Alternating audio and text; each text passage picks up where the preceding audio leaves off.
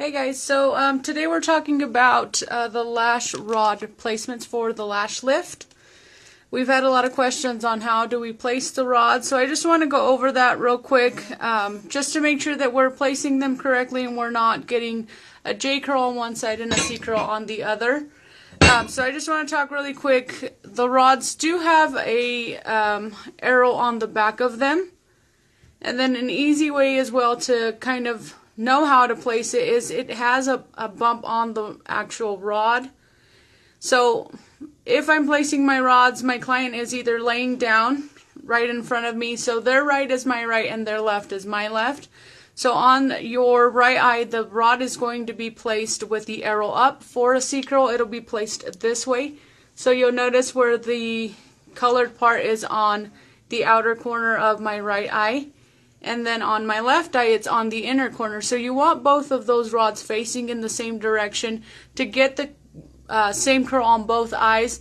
I know that normally if one rod is placed with the colored part on the inner corner, we want the other one to be placed the same way. But unfortunately, that's not the way the rods need to be placed, because then you'll be getting a C curl on the left eye and a J curl on the right eye. So just placing the rods properly, making sure that they both go in the same direction. You have your medium, your small, and your large rods, which right now I'm demoing with my large rods, but they all have that same arrow in the back. If you have the rods, you can kind of turn them and see them yourself.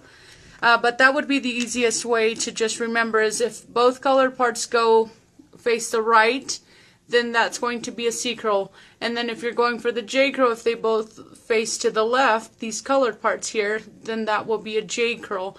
So consultation will really help out a lot here. So really just having that consultation with your clients and making sure how curly of a lash they want. I know that a lot of times they say, hey, the C curl is super dramatic, a lot more dramatic than the J curl.